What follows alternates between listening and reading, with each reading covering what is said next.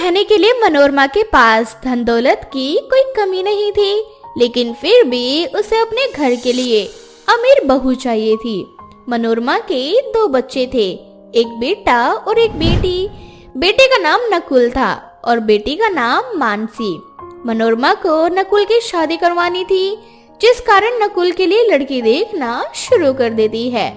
जब ये बात नकुल को पता चलती है तो वो बहुत गुस्सा होता है और अपनी माँ से कहता है, अरे माँ, मैं ये क्या सुन रहा हूँ कि आप लड़की देख रही हो मेरे लिए। आपने एक बार भी मुझसे पूछना जरूरी नहीं समझा कि मेरी लाइफ में कोई है तो नहीं? बेटा, तेरे हाव भाव देखकर मुझे कभी शक नहीं हुआ कि तेरी जिंदगी में कभी कोई लड़की भी होगी। बाकी अगर तू कहता है तो तू मुझे बता दे, मुझे कोई दिक्कत नहीं है, मैं तेरी शादी करवा दूंगी उससे। हाँ माँ, मैं शिवानी नाम की लड़की से प्यार करता हूँ और उसी से शादी करूंगा। हम दोनों को काफी समय हो गया एक साथ। जरा उसकी फोटो तो दिखा, मैं भी देखूं कौन है जो मेरे बेटे से प्यार करती है। नकुल अपनी माँ को फोटो दिखाता है। फोटो देखने के बाद मनोरमा कहती है, अरे लड़की तो बहुत सुंदर है। वैसे इसके पिताजी क्या करते हैं? माँ, इसके पापा ना एक रेस्टोरेंट में साफ सफाई का काम करते हैं। क्या कहा तूने? साफ सफाई का काम करते हैं? इसका मतलब कि ये लोग गरीब होंगे। अब समझ में आया, अमीर लड़का देखकर उस लड़की ने तुझे फंसा लिया। मैं कभी तेरी शादी इस लड़की से नहीं कर पाऊंगी जो ये धन दौलत देखकर शादी करने को तैयार हो जाए। माँ, उसे मैंने इस लग्जरी अपने स्टेटस के बारे में कुछ भी नहीं बताया। उसे मैंने ये बताया है कि मैं एक छोटी सी नौकरी करता हूँ। मैंने कभी नहीं बताया कि मेरे पास किसी भी चीज की कोई कमी नहीं है, फिर भी मेरे साथ शादी करने के लिए तैयार है। अरे बकवास मत करो मुझसे। ये सब ना लड़के फंसाने के चोंचले होते हैं और मुझे नहीं करवानी तेरी शादी उस लड़की से। ठीक है, अगर आप जिद पर हैं तो मैं भी छत पर हूँ। अगर मेरी शादी होगी तो उसी से होगी, वरना मैं शादी नहीं करूंगा। और जब तक आप नहीं मान जाएंगी तब तक मैं खाना भी नहीं खाऊंगा। ऐसे ही कुछ दिन बीत जाते हैं। अब नकुल खुद को एक कमरे में बंद कर लेता है और खाना पीना सब कुछ छोड़ देता है। ये देखकर मनोरमा को बहुत बुरा लगता है और मनोरमा कहती है, अगर तेरी यही जिद है तो यही सही, मैं तेरी शादी इस लड़की से करवाने के लिए तैयार हूँ। अब तो खाना खा ले। तुम बच्चे ना माँ बाप को अपने आगे झुका ही देते हो। बाकी मैं ना तेरे लिए उस लड़की से भी ज्यादा सुंदर और अमीर लड़की लेकर आती। माँ, क्या जरूरी होता है जो अमीर हो वही इंसान है? जो अमीर है उनको ही समाज में जीने का अधिकार है, या फिर जो अमीर है उन्हें ही अमीर घर में शादी करने का हक है? आप एक बार शिवानी से मिलोगे ना तो आपको शिवानी बहुत पसंद आएगी। वो दिल से बहुत अच्छी है, हमारे घर परिवार को हमेशा जोड़कर चलेगी। इस तरह से मनोरमा को ना चाहते हुए भी अपने बेटे नकुल की शादी शिवानी से करवानी ही पड़ती है। ऐसे ही शादी के कुछ दिन बाद मनोरमा के घर शादी का इनविटेशन आता है, जिसमें पूरे परिवार को शामिल होना था। मनोरमा और मानसी दोनों अच्छे से तैयार हो रही थी। तभी मनोरमा मानसी से कहती है, अरे मानसी बेटा, जरा अपने भाई को फोन कर ले। ऑफिस से आया नहीं, उसे जाना नहीं है क्या शादी में? उन्होंने कहा है कि पूरी फैमिली को आना है। वैसे माँ, ये गरीब भाभी भी जाएगी क्या हमारे साथ? तू पागल है क्या बेटा? मैंने कहा है कि फैमिली जाएगी, और ये गरीब हमारी फैमिली का हिस्सा थोड़ी है। ये तो बस नकुल की खुशी के कारण मुझे मानना पड़ा और इस घर की इसे बहू बना कर ले आई। वही तो माँ, ये ना हमारे लेवल की नहीं है। और मैं ना अभी भैया को फोन करती हूँ। अरे माँ, फोन करने की क्या जरूरत है, भैया तो आ ही चुके हैं। अरे नकुल, जल्दी से तैयार हो जा, शादी में जाना है। उन्होंने कहा है कि पूरी फैमिली को साथ में आना है। और शिवानी तैयार हो गई क्या माँ? कैसी बातें कर रहा है बेटा? ये क्या करेगी वहाँ जाकर? अब अमीर लोगों के तौर तरीके तो इस गरीब को पता नहीं होंगे। खाना खाकर हमारी बेइज्जती कर देगी, उससे अच्छा नहीं लगेगा। इसलिए इसे घर में ही रहने दे। माँ, ये कैसी बातें कर रही हैं आप? शिवानी भी तो हमारे घर का हिस्सा है। जब शामली जाएगी तो शिवानी भी तो जाएगी ही ना। और शादी अमीर की हो या गरीब की, कुछ भी अलग नहीं होता। बस फर्क इतना होता है कि अमीर अपने पैसों का दिखावा बहुत करता है और गरीब इज्जत से अपनी बेटी को विदा करना चाहता है। बस अगर शिवानी नहीं जाएगी तो मैं भी नहीं जाऊंगा। नकुल के आगे एक बार फिर से मनोरमा को झुकना पड़ता है और मनोरमा शिवानी को भी शादी में अपने साथ लेकर जाती है। ऐसे ही कुछ दिन बीत जाते हैं। मनोरमा अपने कमरे में उदास होकर बैठी होती है। तभी वहाँ मानसी। क्या हुआ माँ, आप उदास नजर आ रही हो, सब ठीक तो है? क्या बताऊं मानसी, मैं बहुत ही ज्यादा परेशान हूँ। नकुल तो हमारे हाथ से निकलता ही जा रहा है, हमेशा अपनी बीवी का ही साइड लेता है। शादी को अभी कुछ ही महीने हुए, वो तो पूरा जोरू का गुलाम बन चुका है।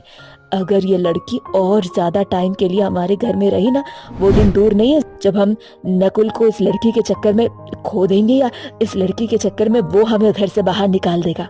आपकी बात ना बिल्कुल सही है माँ। मुझे तो ये लड़की बिल्कुल भी पसंद नहीं है। मैं सोच रही हूँ कि कुछ ऐसा हो जाए जिससे ना इससे पीछा छूट जाए हमारा। अब मुझे वो करना पड़ेगा जो मैंने कभी किसी के साथ नहीं किया। एक तो अमीर लड़का देखकर इसने हमारे बेटे को फंसा लिया, ऊपर से हमारा बेटा तो हमारा रहा नहीं, सारा दिन शिवानी शिवानी शिवानी करता रहता है। ऐसे ही एक दिन अरे बहू, ये कुछ कपड़े हैं, जरा इनको धूप में सुखा दे। और हाँ, सबसे ऊपर वाली छत पे जो लकड़ी की सीढ़ियाँ लगी है ना, उस पे चढ़ा देना। हाँ, अरे कोई नहीं माँ जी, मैं कर लूंगी। इतना बोलकर शिवानी वो कपड़े लेकर छत पर जाती है जहाँ लकड़ी की सीढ़ियाँ लगी होती है, और वो उसके सहारे चढ़कर सबसे ऊपर वाले छत पर जाती है। वो जैसे ही सीढ़ियों पर चढ़ती है, मनोरमा चुपके से आकर सीढ़ी का एक कील जो कि सबसे ऊपर लगा था वही निकाल देती है, और उसी बीच शिवानी सीढ़ियों से उतरने लगती है। जैसे ही वो पैर सीढ़ी पर रखती है, वैसे ही उसका बैलेंस बिगड़ जाता है, और ये देख मनोरमा डर जाती है और वो डरकर छुपने की कोशिश करती है, लेकिन शिवानी उसे देख लेती है। शिवानी उसका कुछ नहीं कर पाती और वो बेहोश हो जाती है। अब मनोरमा बहुत ही डरी हुई थी, कहीं ना कहीं शिवानी बच तो गई थी, सबको उसकी काली करतूत ना बता दे। किसी तरह से शिवानी को हॉस्पिटल में एडमिट करवाया जाता है। थोड़ी देर बाद पुलिस उसका बयान लेती है, जहां शिवानी इस घटना को दुर्घटना का नाम दे देती है। थोड़ी देर बाद शिवानी हॉस्पिटल से घर आ जाती है। तभी शिवानी अपनी सास से कहती है, हाँ माँ जी, मैं जानती हूँ आपको ये डर है कि कहीं मैं सच में ना बता दूं, लेकिन आपसे मैं जानना चाहती हूँ कि आपने ऐसा क्यों किया। क्या आपको मेरा प्यार नजर नहीं आता? आपको बस मेरी गरीबी ही नजर आती है। सच बताओ माँ जी, तो मैंने सच में आपको दिल से अपनी माँ माना था, और माँ का पूरा अधिकार होता है अपने बच्चों को मारने पीटने का, इसलिए मैंने आपको माफ कर दिया।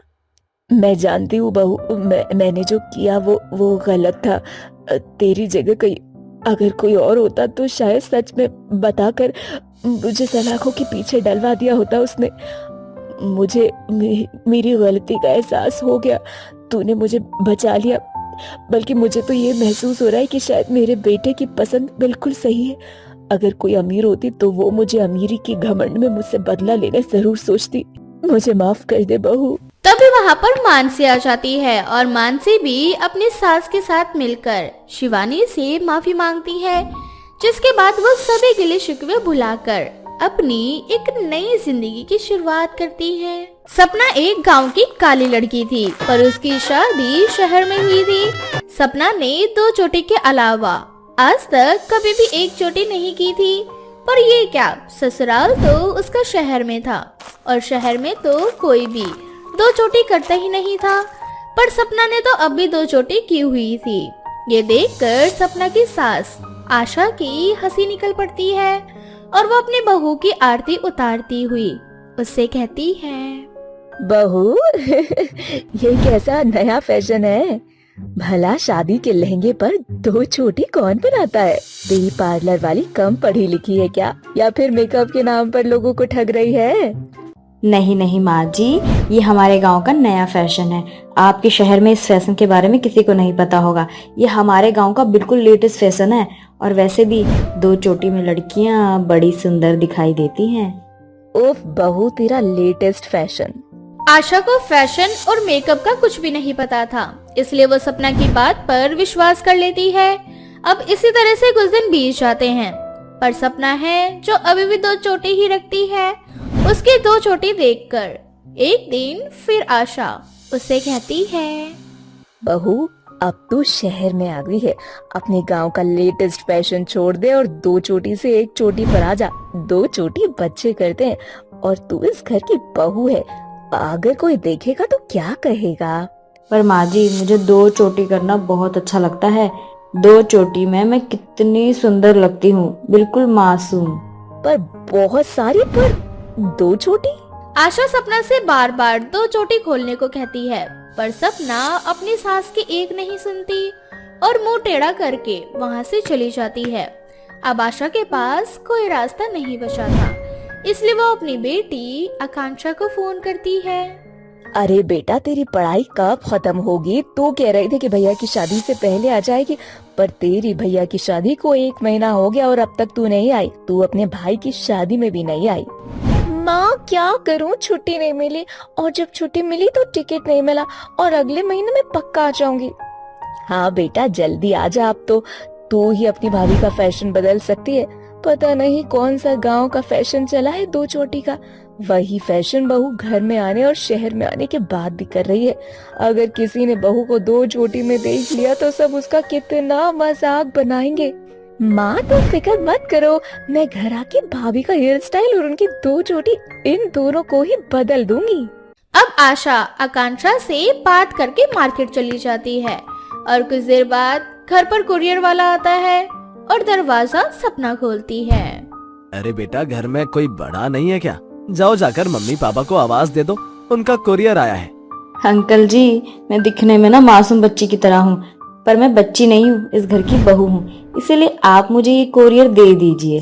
किसी के मुंह से अपने लिए ये सुनकर कि वो अभी भी बच्ची लगती है, सपना को बहुत खुशी होती है। अब शाम को जब सपना का पति राकेश और उसकी सास घर आते हैं तो वो ये बात उन दोनों को बताती है। आपको पता है, जब ये कुरियर वाला आया था ना, तो वो मुझे इस घर की बेटी समझने लगा था और उसे लगा कि मैं कोई छोटी सी बच्ची हूँ जो कि स्कूल जाती होंगी, पर मैंने उनकी गलतफहमी दूर कर दी कि मैं कोई बच्ची नहीं हूँ, इस घर की बहू हूँ। राकेश जी, मैं अभी भी कितनी सुंदर और छोटी नजर आती हूँ ना? अब 2 चोटी बनाकर घूमेगी बच्चों की तरह, सब बच्चा ही बोलेंगे ना तुझे, और ऐसे करते हुए तू बच्ची नहीं बल्कि बेवकूफ लगती है, बेवकूफ। शुरू से ही मैंने सोचा था कि कुछ दिन 2 चोटी करके तेरा मन थक जाएगा तो तू खुद ही 2 चोटी बनाना छोड़ देगी, पर तेरी शादी को तो 2 महीने होने को आ गए, तूने 2 चोटी बनाना नहीं छोड़ी। सपना, माँ बिल्कुल सही कह रही है, हर समय 2 चोटी में घूमना सही नहीं है। ऊपर से तुमने अपना रंग देखा है, तुम 2 चोटी में बिल्कुल अच्छी नहीं लगती। तुम्हारी वजह से मुझे भी एम्बेरस फील करना पड़ता है। बस यही वजह है कि मैं तुम्हें अपने साथ कहीं बाहर नहीं ले जाता, क्योंकि तुम बाहर भी 2 चोटी बनाकर जाती हो। राकेश और आशा सपना को समझाने की कोशिश करते हैं, पर सपना समझने के बदले अपने पति और सास से ही नाराज होकर वहां से चली जाती है। अब इसी तरह से कुछ दिन बीत जाते हैं और बहुत जल्द आकांक्षा भी घर आ जाती है। और घर आकर जब वो अपनी भाभी की 2 चोटियां देखती है तो अपनी भाभी से कहती है, भाभी जी, आपके गांव में ये कैसा नया फैशन निकला है? सूट हो या साड़ी हो या लहंगा हो या धोती, हर किसी पर 2 चोटी अच्छी नहीं लगती। भाभी, आप ना मेरे साथ पार्लर चलो, मैं आपका हेयर स्टाइल और 2 चोटी का फैशन दोनों ही बदल दूंगी। वैसे भी आपका रंग थोड़ा काला है और 2 चोटी ना आप पर अच्छी नहीं लगती। मुझे कोई जरूरत नहीं है अपना फैशन बदलने की। अगर फैशन बदलने का इतना ही शौक है ना, तो अपना बदलिए। इतना बोलकर सपना वहां से चली जाती है। अपनी भाभी का ये रवैया देखकर आकांक्षा समझ जाती है कि उसकी भाभी तब तक 2 चोटी करनी नहीं छोड़ेगी जब तक उसकी इंसल्ट ना हो, और इसलिए जानबूझकर आकांक्षा अपने घर पर कुछ औरतों को और अपने दोस्तों को बुलाती है। और जब सपना सभी के सामने 2 चोटी में आती है तो घर में अरे आकांक्षा यार, तेरी भाभी कितनी कालू और फनी है। तेरी भाभी से अच्छे और मॉडल आजकल के बच्चे होते हैं, वो भी 2 चोटी करना पसंद नहीं करते, और तेरी भाभी इस उम्र में भी 2 चोटी कर रही है। अरे आशा बहन, आखिर कहाँ से लाई हो? माना कि इंसान का रंग रूप नहीं देखना चाहिए, पर ऐसी 2 चोटी वाली काली गवार बहू, गांव में इतनी गवार लड़कियां तो नहीं होती जितनी तुम उठा ले आई हो। आप ऐसे कैसे हमारी 2 चोटी और हमारे रंग का मजाक बना सकती हैं? जैसे आपको 1 चोटी पसंद है, वैसे ही हमें 2 चोटी पसंद है। और माँ जी, आप कुछ बोलती क्यों नहीं? ये सब यहाँ बैठकर मेरा मजाक बना रहे हैं और आप चुपचाप सुन रही हैं। अरे तुम सब कैसी औरतें हो, मेरे घर आकर मेरी बहू को 2 चोटी और उसके रंग का मजाक बना रही हो? अरे क्या हुआ अगर मेरी बहू 2 चोटी करती है तो? आखिर बाल बांध कर तो रखती है ना। और वैसे भी मेरी बहू ये सब इसीलिए करती है ताकि वो बच्ची दिख सके और सब उसे छोटी बच्ची बोल सके।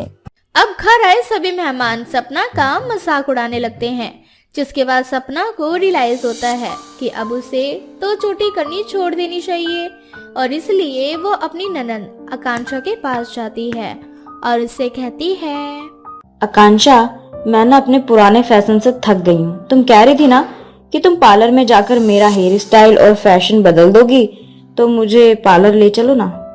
माँ, सुना तुमने? भाभी को पार्लर जाना है, अपना फैशन और हुलिया ठीक करना है। क्यों भाभी, भर गया ना मन दो चोटी से? हम आपको यही कितने दिन से समझा रहे थे, पर आप है कि हमारी बात सुन नहीं रही थी। जब बेइज्जती हुई तो दो चोटी का भूत उतर गया ना सर से। अरे कल मोही, अब तो अपनी भाभी को उसकी दो चोटी के लिए ताने ही देती रहेगी, अब पार्लर भी लेकर जाएगी। आखिर मेरी बहू पहली बार पार्लर जाना चाहती है। जा जा, जल्दी ले जा इसे। अब आकांक्षा अपनी भाभी को अपने साथ पार्लर ले जाती है, जहां वो अपनी भाभी का मेकओवर कराती है। जिसके बाद फिर कभी सपना दो चोटी नहीं करती और अपने इस नए हेयर स्टाइल के साथ घर में घूमती है और अपनी दो चोटी को हमेशा के लिए टाटा बाय बाय कर देती है। प्रीति आज बहुत खुश थी। आखिरकार इतने सालों बाद उसके घर में खुशी जो आई थी। प्रीति को जैसे ही पता चलता है कि वो प्रेग्नेंट है, वो ये खुशखबरी सबसे पहले अपनी सास सुमन को बताती है। माँ जी, आप बहुत जल्दी दादी बनने वाली हो। क्या बहू, तू सच कह रही है? तू नहीं जानती, तूने आज मुझे दुनिया की सबसे बड़ी खुशी दी है। तू आराम से बैठ जा, आज से तू कोई काम नहीं करेगी। माँ जी, मुझे पता था आपकी खुशखबरी सुनकर बिल्कुल ऐसा ही करोगे, इसलिए मैंने डॉक्टर से अपॉइंटमेंट ले ली है। कल हम डॉक्टर के पास चलेंगे। क्या, डॉक्टर के पास? पर वहाँ क्यों जाना है? ये आजकल के डॉक्टरों को कुछ नहीं आता। और वैसे भी हमारे समय पर कौन सा डॉक्टर हुआ करते थे? फिर भी बच्चे आज के बच्चों से ज्यादा तंदुरुस्त पैदा होते थे उस समय। माँ जी, ये मेरा पहला बच्चा है और मैं कोई भी लापरवाही नहीं चाहती। और अनुज ने भी मुझे फोन करके डांटा है कि मैं कल के कल डॉक्टर से मिल के आऊँ। अरे बहू, मुझे तो इन डॉक्टरों पर भरोसा नहीं होता। थोड़ी सी कमी होती नहीं है कि कह देते हैं ऑपरेशन होगा। कई बार तो सही सलामत बच्चा भी मरा पैदा हो जाता है। ये डॉक्टर जरूर कुछ धांधली करते हैं, पर अब तू इतना कह रही है तो ठीक है, चले जाएंगे कल डॉक्टर के पास। सुमन डॉक्टरों से ज्यादा तांत्रिक और तंत्र विद्या में विश्वास रखती थी। बस यही वजह थी कि सुमन प्रीति को हॉस्पिटल जाने से रोक रही थी, पर प्रीति भी जिद करके हॉस्पिटल जाने की ठान लेती है। अब अगले दिन प्रीति अपनी सास को हॉस्पिटल जाने के लिए कहती है, पर तभी अनुज प्रीति से कहता है, प्रीति, माँ को रहने दो, मैं हूँ ना, मैं चलता हूँ तुम्हारे साथ डॉक्टर के पास। पर आप कैसे चलेंगे मेरे साथ हॉस्पिटल? आपको ऑफिस भी तो जाना है, और वैसे भी माँ जी तो है ही ना। मैं कह रहा हूँ ना तुमसे कि माँ हॉस्पिटल नहीं जाएगी। तुम्हारे साथ वैसे भी माँ को नहीं पता हॉस्पिटल कहाँ है, मैं लेकर चलता हूँ। और वैसे भी मैं अपनी बीवी बच्चे के लिए इतना तो कर ही सकता हूँ। बहू, अनुज बिल्कुल सही कह रहा है। जब अनुज तेरे साथ है तो फिर मैं क्या करने के लिए आऊंगी? तुम दोनों हॉस्पिटल से जाओ, मैं घर पर ही तुम्हारा इंतजार करूंगी। सुमन को सब एक तांत्रिक के नाम से जानते थे, पर इस बारे में प्रीति को कुछ नहीं पता था। और कहीं न कहीं अनुज को भी यही लगता था कि उसकी माँ कोई तांत्रिक है जो जादू टोटका करना जानती है। बस यही वजह थी कि अनुज अपनी माँ को अपनी बीवी के साथ हॉस्पिटल नहीं जाने देता और खुद उसके साथ हॉस्पिटल जाता है। हॉस्पिटल पहुंचने के बाद प्रीति अपनी बारी का इंतजार कर रही होती है और तभी वो अनुज से सवाल करती है। अनुज, मैंने देखा तुम ज्यादातर माँ जी से नाराज रहते हो। आखिर इनसे कौन सी वजह है जिस वजह से तुम माँ जी से इतना रूडली बात करते हो? तुम जानकर क्या करोगी, और वैसे भी सब ठीक है, और जब तक मैं तुम्हारे साथ हूँ हमारे बच्चे को कुछ भी नहीं होगा। अब प्रीति दोबारा अनुज से कुछ पूछती है कि उससे पहले उसका नंबर आ जाता। अब प्रीति डॉक्टर से चेकअप करवाकर घर आ जाती है।